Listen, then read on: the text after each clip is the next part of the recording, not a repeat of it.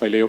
Could you just talk to us a bit about the resilience of the group to kind of come back and win this trophy? Because even look at Bordeaux after Bilbao, the way they fell away in the top 14, what that, even winning it, took out of them, Yeah, it's a testament to the work that goes on, I think, is the big thing. You're okay. It's what, that's sort of like the analogy of the war on two fronts. It's hard to do, isn't it? So, and you see it, obviously when we're sort of gearing up for particularly some of those Champions Cup knockout games, because obviously it goes into last 16 quarter final.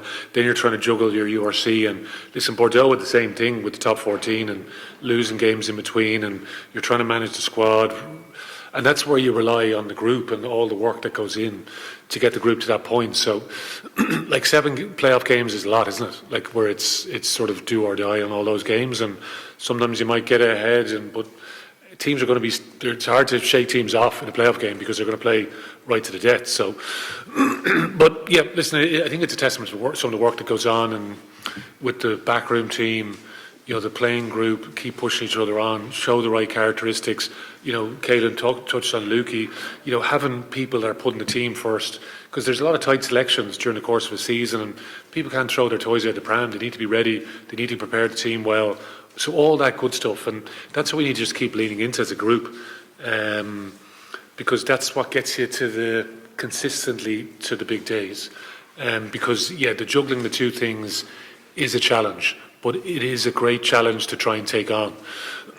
We nearly did it, you know what I mean? But unfortunately, we had a really poor 30 minutes in Bilbao, but we still need to continue to try and learn from that. So, and we just need to keep improving. And as I said, it's all about, what do we want to do? We want to keep bringing young players through, and we get an opportunity that during pre-season in particular, because we have a good chunk of guys heading away to Australia next week, so it's making sure that we get quality coaching into those guys, because that creates the competition down the line.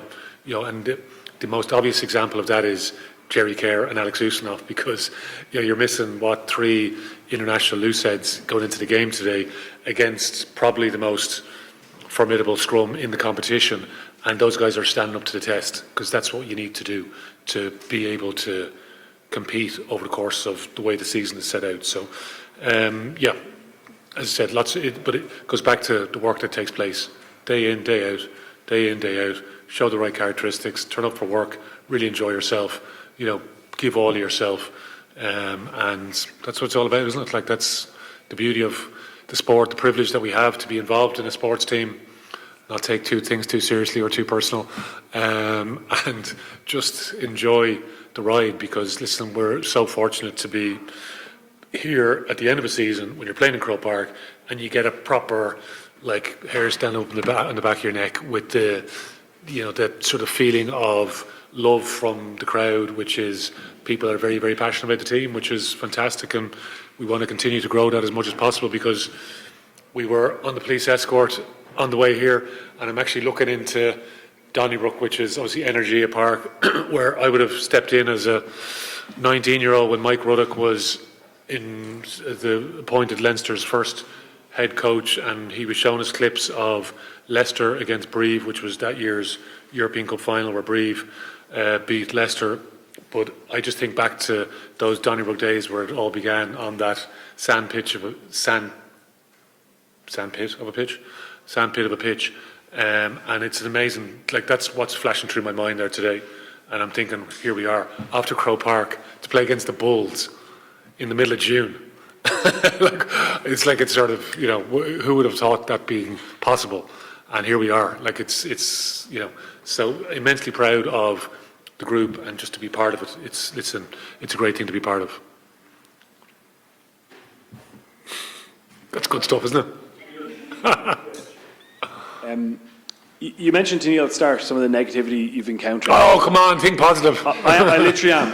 I was all positive there. Don't drag me into negative things.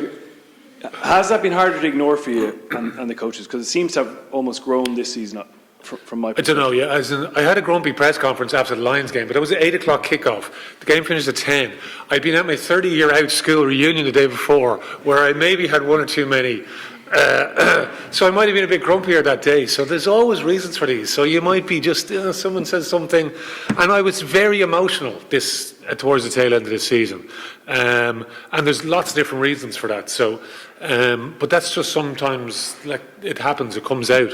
And I definitely think, there's a real love for the team, and we are protective of the team. So if someone says something not nice about us, I was slagging Zebo off there because he's like, a lot of it's formed off the back of the Munster trolls, would be my feeling. So, but anyway, that's just life. We just need to deal with it. Like, it's a very different landscape, isn't it? Because people can just fire out whatever's going through their mind at any moment in time these days. So the landscape is different. Listen, we know that. So, but I shouldn't be sensitive. So I'll be critical of myself here.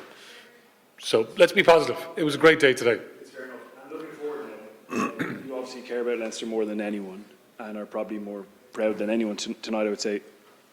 What's next for this team? Well, next is for this team what I touched on already is the international guys, and we want to see that. Like, it's listen, I would have given anything to have one more cap for Ireland. When I was playing. So what do I want for our players? I want them to go on and feel that all the time. So that's why, like, there's a couple of things, bizarre things have happened. Like, say, Rabah going back to play for France, was something that we take immense pride in, because we want him to come into Leinster. We give him a job spec of performing when he's performing, but also mentoring the young guys. And in terms of the dream signing, like, he was incredible for us. So but obviously for the Irish guys, that's what we want. So we will be watching those guys, cheering them on in the 3 tests. What do we learn from those games? So see what it's like in terms of what's coming off the Super Rugby, blah, blah, blah, blah, blah, so you're just seeing all the different dynamics play out over the course of the summer. And then it's, gear up for the next young guys. So, but that was the question. What's next? What's next? It's basically like, so let's watch these guys with, like, a real keen eye and cheer them on. And then it's whoever's not going on tour. So again, a few injured guys, try and reeve them back. And again, going to some of the work that takes place behind the scenes. Day in, day out, to get a team out to be able to perform at the tail end of a season, going through all the 7 knockout games. So, strapping guys up and rehabbing them through and getting the next guy ready. So, but huge credit to everyone. Listen, coaches have been great. And there's a great group of people there. You know what I mean? Like, there's a great group of people. It's they're a joy to turn up every day with. So, listen, just roll on and just keep doing what we do. Yeah, what does it take to bounce back from a loss of a final to be in the position that you are in? There's always like a fallout from these games, isn't there? Like, there's always a fallout, isn't what we experienced anyway. It's messing back and forth with Jake even. Obviously, Jake was here this time last year. So, and as I've talked about plenty of times, like Jake, when I was a young coach, I went away to a Six Nations coaching conference. So young coaches, the way it's structured is 5 or 6 coaches from all the Six Nations teams. And listen, Jake was the guest speaker, and I was I just finished playing. I finished my first year as coaching, and he was very, very good to me. So I've learned a huge amount from him over the years. And but there's the fallout from these games. That's the unfortunate reality of it. So, but it's the groups just need to stay tight together, don't they? And listen, Bulls have so much quality. They're building every year, and Johan is a great character, and it's his first season in the gig there, and I'm sure he'll have learned plenty from the dynamic of managing the season, because it's different to probably what he would have been traditionally used to. So, and then you need your leaders to lead, and that's what it's all about, isn't it? Leaders leading all across the board and staying tight as a group, and hopefully you will win on the next big day. Thank you.